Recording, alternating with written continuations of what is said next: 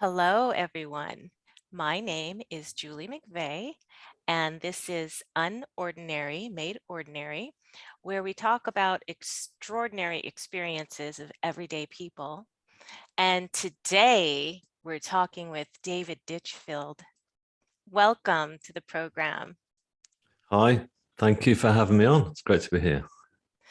I really appreciate you taking the time to do this. I am very excited to hear your story and for other people to hear your fascinating, amazing story. Brilliant. If you wouldn't mind, can you just give us a little bit of background about who you are? Sure. Okay. Well, I'm based in the UK. I live in Cambridge in the UK. I moved here following. I'd been living in London up until the point that I had a very dramatic accident, a freak accident, where I'd been seeing a friend off at a rail station. I'd been staying at my sister's in Cambridge at the time. I was down on my luck. I'd run out of money. I was basically not able to get my. I'd left school without qualifications, so for me it was a struggle to get by in London because, like all capital cities, it's very competitive and very expensive. So yeah. So my sister said, "Come and stay with us for a few weeks." So I went to hang out with her and her family. And while I was there, I'd been visited by a friend who I just met only a couple of weeks before, who I just connected with. We've got this strong connection. And she came to stay with me for a few days. She got to get back to London. So when I saw her off at the rail station, my coat got trapped in the closing doors of the train carriage, just as the train car, just as it was about to pull out the station. I couldn't pull it free. It was just like a 3/4 length coat, and it was jammed in there. So I tried everything, to like call for help. There was no guard around. I started banging on the emergency buzzers, but nothing happened. And the train revved up, the engine started to really roar, and I thought this is it. I felt like I was staring death right in the face, and I could see through the glass my friend Anna, who I was seeing off. I could just see sheer terror in her eyes because she knew what was about to happen. My goodness. Okay. Yeah. So Okay. And how long ago was this? this was 2006. This happened. Yeah. Okay. So yeah. Boy. All right. Yeah. So, okay. So this was so you're visiting.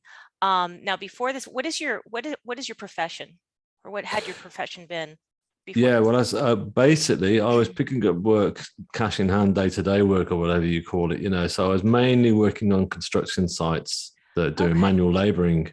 I was even working in kitchens and restaurants, washing up, pans Oh, and okay. pots and anything I could get, any work I could take, basically. So yeah, Okay. that's where I was at. So it was pretty manual laboring is what I was doing before. Okay. Yeah. Not working in art or music or anything like that No, at that time. no, Okay. no. Like I say, I'd left school without any qualifications. So in the UK, it's pretty difficult to get anywhere unless you've got qualifications to go and get trained in either musical art or art. You need all these academic sort of qualifications to get there. I see. And so that wasn't going to happen for me. So I yeah, see. Okay. that's where I was at. Okay, please. Is it okay if you continue where you left off Of with course it this is. Yeah. story? It's it's a story that needs to be told. So of course I've had a lot of therapy to get me to this stage, Oh, because I still suffer from post-traumatic stress disorder, because oh, what was about to happen was shouldn't really. I don't think any human being should have to go through. But basically, I got pulled along the platform edge, and I lost my footing and I was dragged at great speed. And then I got pulled between the edge of the platform and the speeding train, and I went under the oh, wheels. Yeah. okay. So yeah. So that's pretty that's pretty And you're dramatic here stuff. to And tell about it. Okay. I'm here to tell about it because I now know that something far greater than me and that train and all of us saved my life that day. That saved me from imminent death. In fact, the British Rail Police, who did a massive inquiry on the whole accident, because they have to with something that large, spent a whole year investigating it. You know, they took the car right down to the last Wow. rivet, and they said to me, "Look, we've finished all our investigations, but we've got to tell you, we don't get it. You should be dead. You should not have survived this. All our measurements and everything say that you should not have survived." But there you have it. I mean, I went. It was hellish. When I got pulled under, it was like being pulled into this huge machine, like a huge washing machine, and thrown around on full spin. But it was very more violent and dark than that, and more painful than you could possibly imagine. Ooh. And I was fully conscious throughout the whole ordeal. I guess it's because I'd gone into fight or flight mode, and I went into fight. I thought, I'm not going to die. I'm not going to let this Mm. huge mechanical beast, as I saw it at that point, take me. And so I remained conscious throughout. But it's very odd because I just before that those engines revved up and it was about to pull out the station, I actually stopped and allowed myself to think about what I was going to do to try and save myself. And I remember seeing some news coverage where a young child had been thrown from a burning apartment block from the third floor and had survived without any injuries. And they said in the news that that's because infants don't tense up like we do as adults. If. Happens, we Oh, go. So right, I right. decided to relax my whole body when I went Wow. under. And I know. And it's like I felt like I got all this happened over a matter of minutes. And I thought I got loads of time to think this through. Whereas the Royal Police said that it only took 13 and a half seconds from the point that train pulled out and I went under, which is Wow. remarkable. In fact, I saw a news article where this guy called David Eagleman, who's based out in the US, does loads of studies on the brain, and we watched this program on the BBC recently where he was talking about this, and he said that people who are facing death, like myself, like that, who are facing imminent death, it's not like the brain. It's not like slow motion because it wasn't slow motion, but time stretches, and it's almost like he describes it as going from watching a video footage to having three sort of panoramic sort of cinematic view of what was going on. And that's exactly what happened. So Interesting. yeah, Okay. there you go. I wonder if that's related to, I've heard when we cross over, time is different. It's not Oh yeah. exactly linear. So maybe Yep. you're transitioning into a different kind of time. I don't know. You're absolutely right. I think you're right on saying that there is a connection there with that, most certainly. Yeah. So yeah. Wow. And Okay. So it's very shocking to me that you were able to relax into it. I mean, that is amazing. And do you think that's part of what saved you? Partly being able to do yeah, that? that's definitely part of what saved me is relaxing into it. And as I talk about it now, I mean, a lot of people say to me, "How can you recall that story?"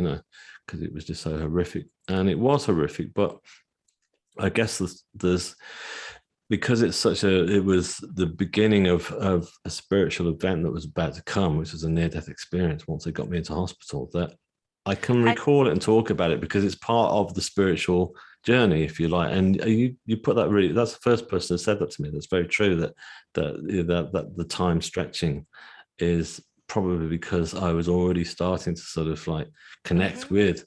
with the other realm that I was about to visit, as it were. Had Yeah. you been religious at all previously in your life or had spiritual experiences before? No, I hadn't actually. Interestingly enough, both my parents were Christians, and so I used to go to church when I was a kid. But I said to my mom, I don't really enjoy it. I don't feel comfortable in this environment. And then they were very liberal. My parents, they said that's okay. You can stay Mm. at home. So I kind of like didn't rebel against it, and I wasn't atheist, but I just didn't feel like church was for me or any kind of faith was for me. And my London days were pretty hedonistic, so it was all about Mm. basically just having a good time, and any adversity that happened in my life, I would just try and bear it and not really turn to any faith or anything, Mm. which I wish I had now, but Wow. here you go. Okay, so then, so what's the next thing that happens? Your Yeah, 13 sorry. seconds go by and you know, Yeah. what in the And world? then I'm thrown around relentlessly like a helpless rag doll. And then suddenly I'm found myself laid in between the tracks, and the train Oh, is still continuing on, and it's like continuing over my head, and I'm lying there, oh Lord. and I'm thinking, well, it's not over yet. Some of the undercarriages could just come and whack me over the head. Yes. Wow, you're And so again, conscious and aware. I mean, how frightening.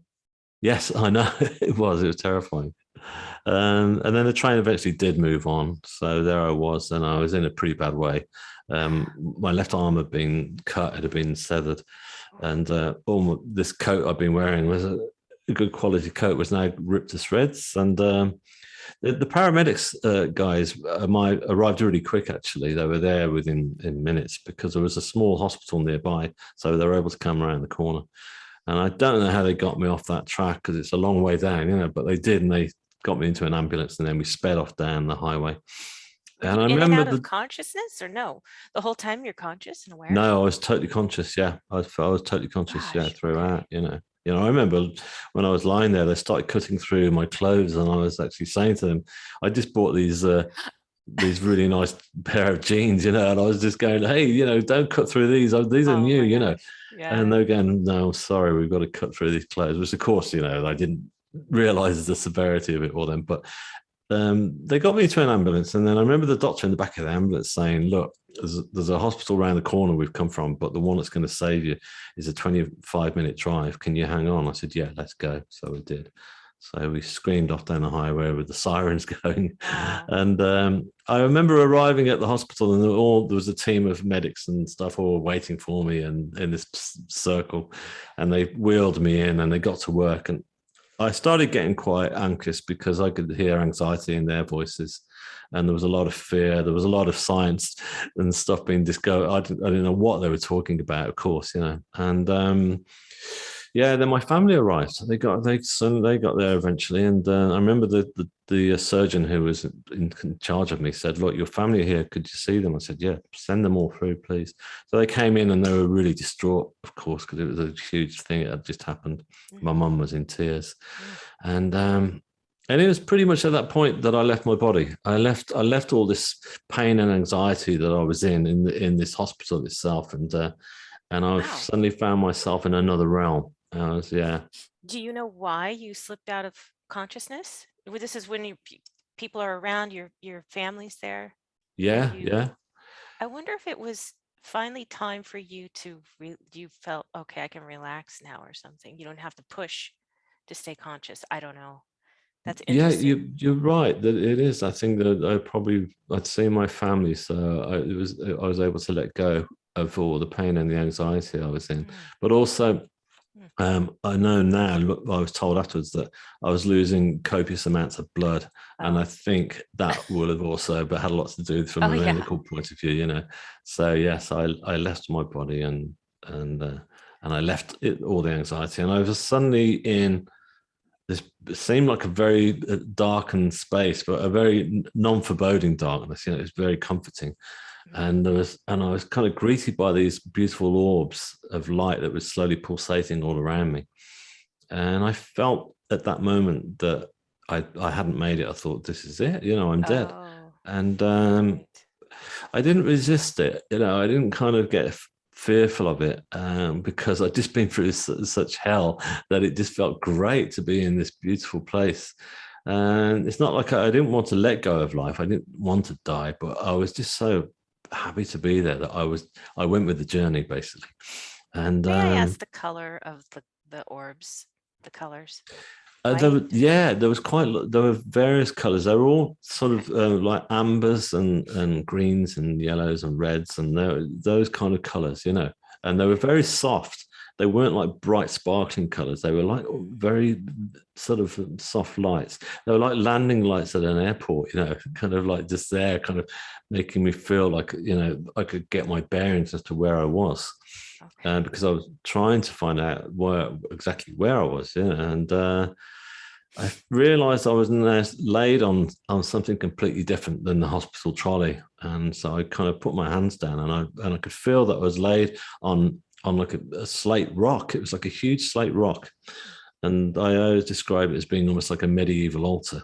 But it felt very comfortable to lay out on. You know, it was despite the fact that I realized that I was no longer wearing any of the clothes that I've been wearing. I was just covered in like a blue sheet, and it was A like this kind body, of a solid body. yes, because I looked down to check my wounds actually, because I knew that my Oh, left arm had been cut yeah. off, and so I looked, and everything was back in place. There wasn't not even a single scratch or bruise. You know, everything was totally there and good. So I felt good about that, and all the pain had gone. You know, and I was just covered in this blue satin sort of silky Mm. textured sheet, and so I laid my head back onto this rock. And I looked up, and there were like three grids of white light that were closing in on me. And I looked into this white light, and it was just so strong and pure that I couldn't take my gaze away from it. Even though it was bright, it was okay to look at in this realm. And I felt like there was healing energy coming from this light. So I knew it was good, and I knew I was in a good place. And then I felt the presence of somebody near me. So I lifted my head from the rock, and I looked, and there was a being of light that I describe it as, just stood at my feet looking at me, with this very beautiful sort of smile, a very knowing smile. Like I knew this person's face. I remember saying I said, look, I know you, don't I? Where do I know you from? I know your face. And then he or she, because it was like an androgynous being, kept smiling back at me and saying nothing.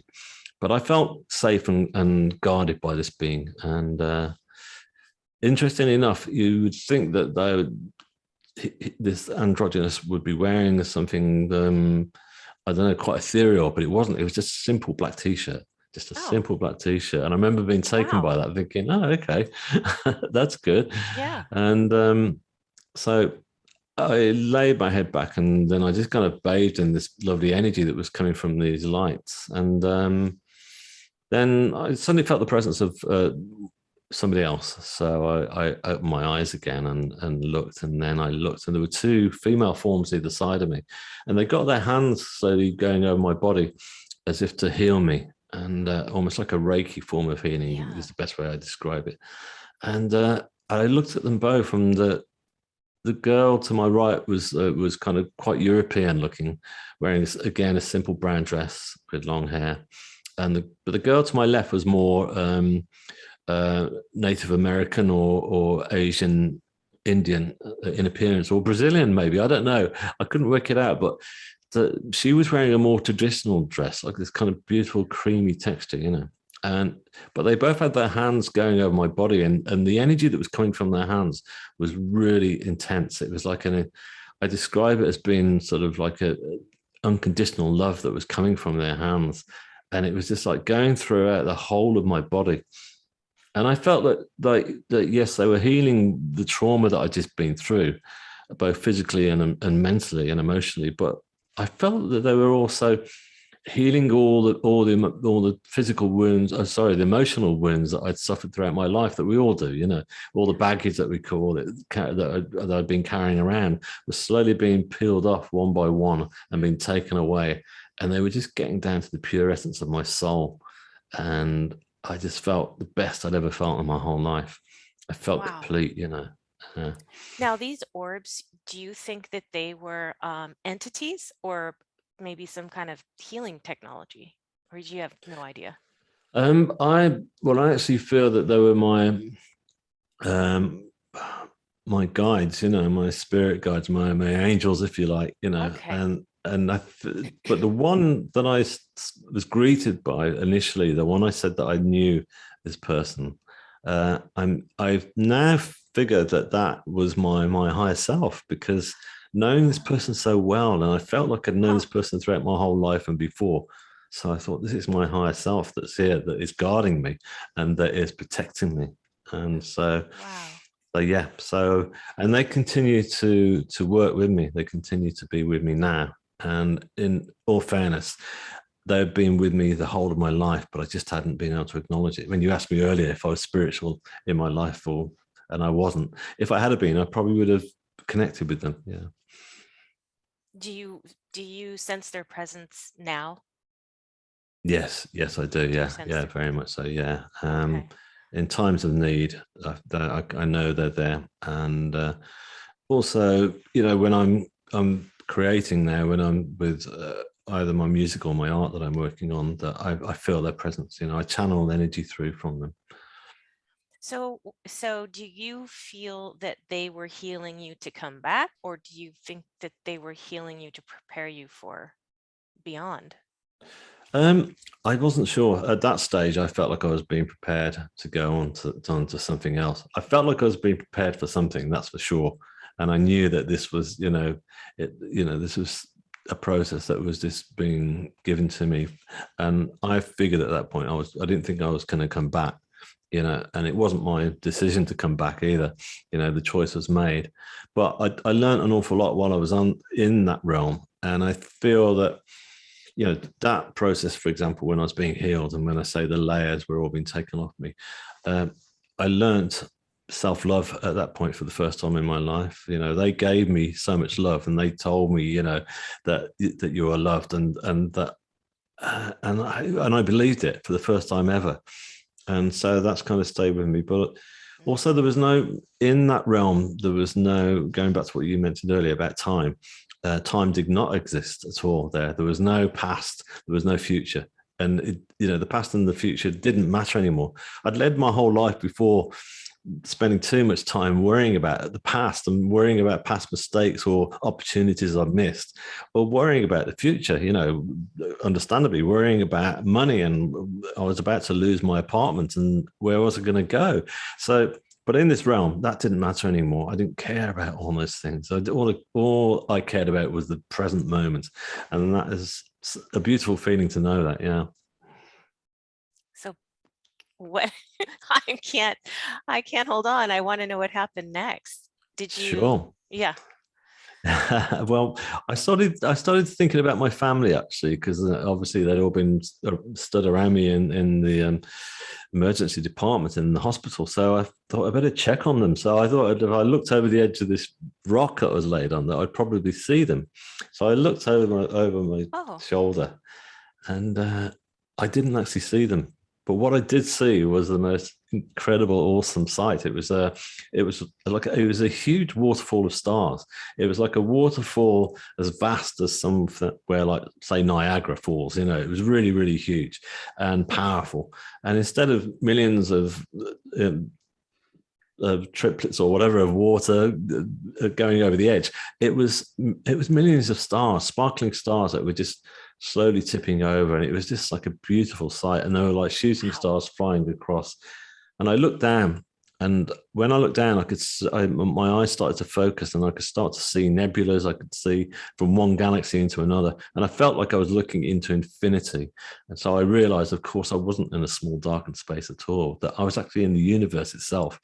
And so that feeling was incredible, to feel that connection with the universe and knowing that I was part of it. I was there, it was just, it was a real sort of awe-inspiring moment. And yeah. one of my questions was, we're talking about how real it feels. Would you say it felt similar to this reality, or more real, hyper real?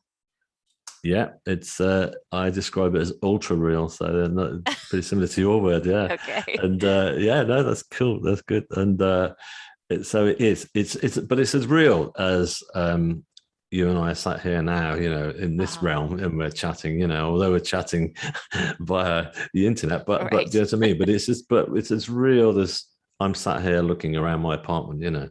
It's three-dimensional. It's not just it's not like a dream state, and it's not like a hallucinogenic state. Right. You feel everything, and you're sensing everything, because a lot of the experience was not just visual. As I say, it was going through all those beautiful feelings, feeling connected with my soul, and yeah, it was wonderful. And so So so you look over the side. I mean, yeah, and then what?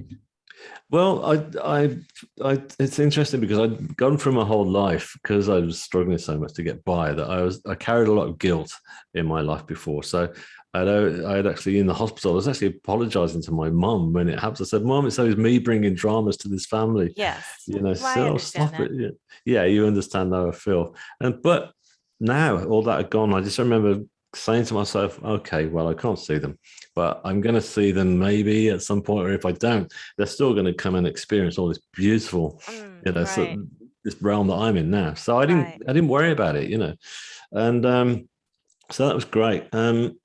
But the most profound moment of the whole experience was about to happen, and that was the that sensation of love that I was feeling from the healers, from their hands.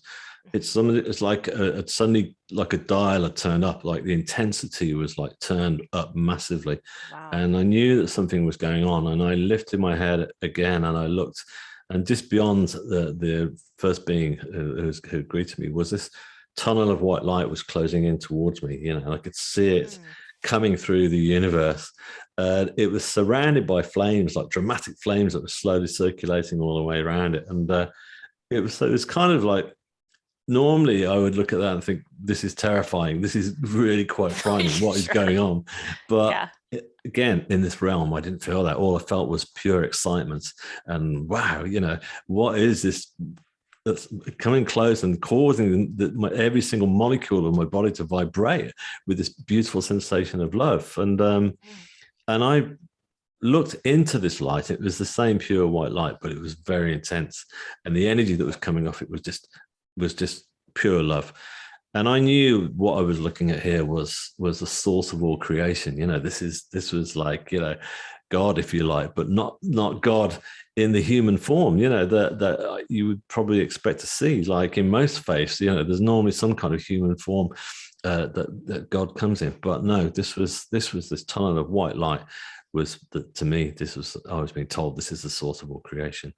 And I remember I was laughing to myself then with such joy, because I mm. was learning so much. And it was at that point that I came crashing back into my body. I was back in the hospital, I was back into the pain, back into the Oh, screaming lights of the fluorescent strip, and how it was like, yeah, jarring that must have been to just yeah, it was. smash right after all. You're in this beautiful. How long? So when you look back, or do you know how long you were in our time frame? I don't know actually how long I was actually. It wouldn't have been, it probably would have been minutes, But for me, like I Really? say, time didn't exist because it felt like I was like that. It was irrelevant. You're not aware of time. You don't care Right. about the past or the present, the future. Sorry, just the present. So you're just in that moment. So you're just experiencing the moment. So it's just like it was. I couldn't connect and say, yeah, it lasted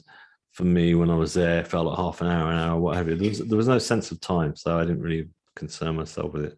And I just sensed really that I'd learned everything that needed to learn to come back with, because I remember straight away, as soon as I come back, even though, yeah, it was pretty, jarring to come back to the pain body and everything, that ultimately I just felt it's like I was still connected to this other realm. And I just felt, wow, that was amazing. That was just incredible. Why have they sent me back? Like, that's what the first thing I said to myself. Why have they sent me back? What is my mission now? What do they want me to do? And I Yeah. was wheeled into theatre then, to be operated on for 8 hours. And so Okay. off I went. Were Yeah. you so you were conscious and you could see your family Yeah, also? yeah, I was conscious. Yeah, because I remember I turned because Okay.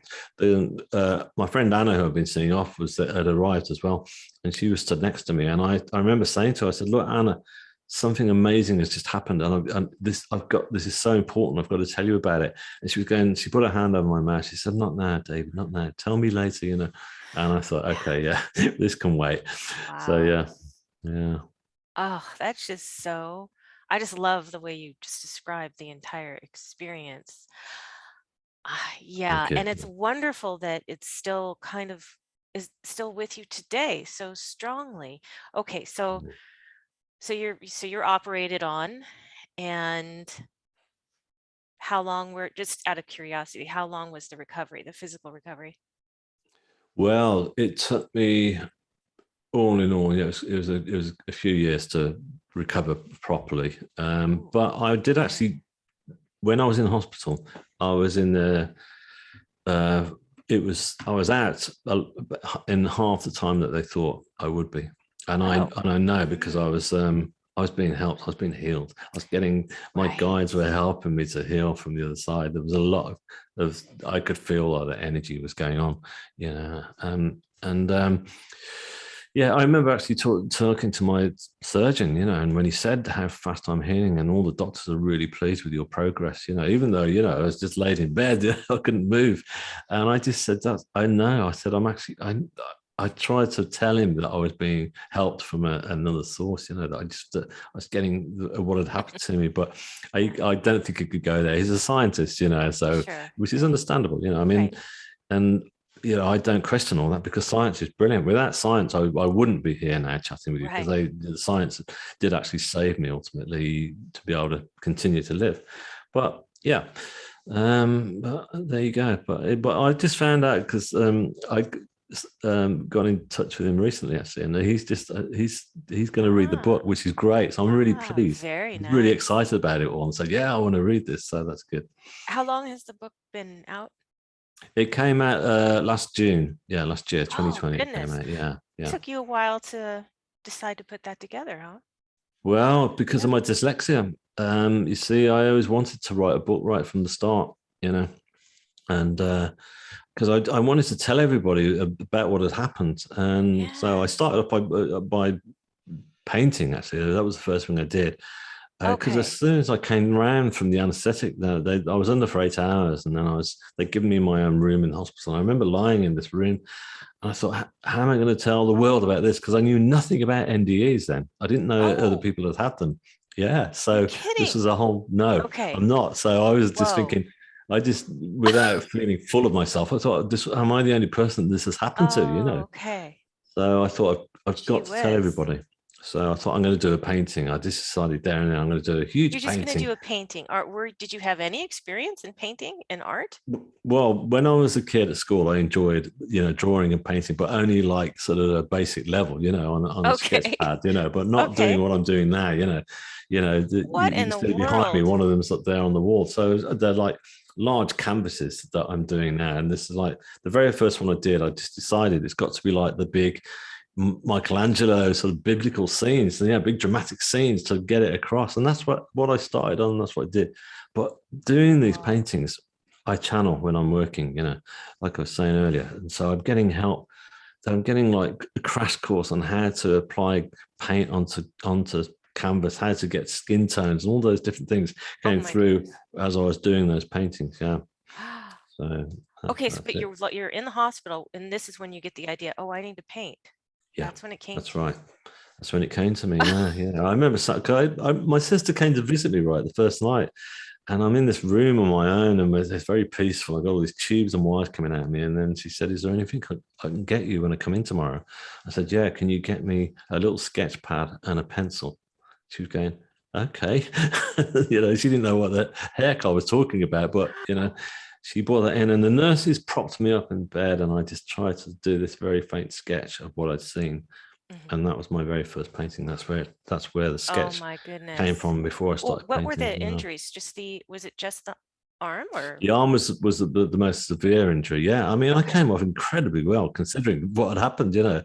Okay. But you know, it's my whole body really got completely Beat up. shaken. It's never fully recovered. You know, I'm Oh, not as agile as I used to be. gotcha. Like it's like every single muscle in my body and bone seem to kind of like go like that, you know, and so you never really fully recover. Yeah. Do you have full uh, use of your arm?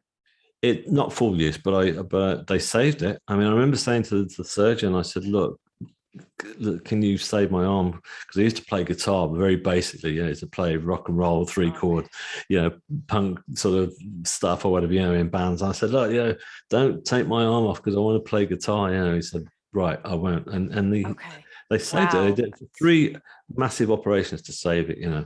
Oh my But goodness. Boy. yeah, so they did, but I can't use it fully. You know, it won't. I can't play guitar anymore. It won't Oh, sort you of can't? rotate all the way around and Mm. stuff. And yeah, it's just one of those things. But thankfully, I'm And now you right-handed. can paint Now I suddenly. can paint suddenly, so that I'm not Ah, complaining. And I still, wow. yeah, I'm still a musician, but I am in the full sense of the word now because I went on to start writing music about my experience as well. and I started writing. I started getting messages through from I started going for spiritual healing. Basically, I found the spiritualist church nearby. I wanted to find out more about my NDE, and they were really helpful talking all about it. And they said, "Look, you look pretty in a bad way. We do spiritual healing." I said, "Great." So I started having spiritual healing, and some of the healers are clairvoyants, and they started giving me messages saying, "They're telling us that you're going to write music about your experience." I said, "Fine." So, excuse me. So that's where I started, and I thought it was just going to be a song, just like a song about what had happened, but it just wasn't coming together. And suddenly, all I got was a little old cheap Spanish synthesizer that I'd had in the loft, and a tape recorder, cassette recorder is all I got. And so I started writing this idea. Then it started to develop, and I thought this sounds like it could be played by an orchestra. And Wait, have you so, written music before this? no, no. I mean, I still can't read or write musical notation. But So my by brother ear, gave me this. you're writing this by ear then. I'm writing it by ear, and I'm writing it by channeling it through from this other realm, and I'm being helped with my music as well. So yes, I wrote this piece, and it developed into a symphony. And my brother gave me this app. He said, "Look," he said, "if you plug this into your laptop, then play.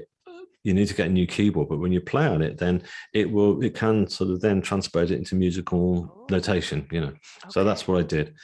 And I became friends with a cello player who used to come and see me paint, and she was quite very spiritual. And I told her about what I'd been doing, and she said, "Oh, maybe our orchestra could perform it." And then they agreed to do it. So they did. And then they said, "Can you do a few words with the local press?" I said, "Yeah, sure." So I spoke to the local press, and they said, "You're the guy who went under the train, aren't you?" Because it was in the local news, obviously. Then it was on the national news, in fact. And then I said, "Yeah, that's me." And they said, "Oh, this is going on the front cover. This is a great story." So from then on, the phone kept ringing, and then the Right. concert sold out like 2 weeks in advance, and so people were dying to come and see this performance. So it was amazing. Yeah. So the atmosphere was just great, just having this. It's funny because I didn't have any sense of ego, like, I'm the great I am. I was just thinking, brilliant. More people, the merrier, to come and listen to what my experience was about, and hopefully they'll get it through the music and through the paintings, And and there was it was beautifully received, and there was a standing ovation. It was just amazing, and my family were there. My mum was in tears. It was just so it was a very magical experience, and so that's what happened. I'm just blown away. I've never heard, well, I have heard people having experiences and they come back with some new talents, or maybe they can speak a different language that they couldn't before. That's true. I mean, I have heard of that, but gee, you get to be, now you're an artist and you're creating this, symphony. I'm blown away. So from the time of the event to, well, you started painting right away. How many paintings have you created, would you say? And are they all related to the your experience? They're not all related to it. There's an awful lot. All the ones I did at first were related to the experience, and I actually did one painting that was based on the accident itself, which was my way of, it was kind of, because I had to deal with that as well. You don't kind of come back from an NDE superhuman, like I say, I was post-traumatic stress was pretty big, and I found that doing that painting very therapeutic, so that was good. But there's been other obviously commissions as well for things that are non-spiritual. So I've done quite a lot, a lot of paintings, probably at least 40 odd paintings, I'd say, but most, got a lot to do with it. So, I mean, it's great because people have been reading my book and then seeing the interviews, and then they can go and look at the paintings and listen to the music. So they're getting everything from different dimensions. Yes, I mean, it's not just a sort of one-dimensional reading the book and getting the story. That's what I find so beautiful, really. Yeah, so that's been really lovely. That's what's really important for me more than anything. It's just that people get to experience everything as best as possible. You know what I mean? I want everyone to experience what I did in the best. So I try to get it across. So when I said to you earlier, I thought, what is my mission? What am I, what am I supposed to do? At first, I thought I was going to be helping people. I thought I was going to be a healer or whatever, but I wasn't. I'm realizing now that my mission is to sort of try and explain what happens in the next phase of life for us all in the best way possible, through my creative format and through talking as well, and through the book. Yeah. I would love to know how to get my hands on the art and the music. How do listeners, get in touch with you and get your book, and of course I'm going Yeah. to put all this up in the video description. That'd be great. Thank you. Yeah, just the best starting place is to go to my website, actually, which is shineonthestory.com.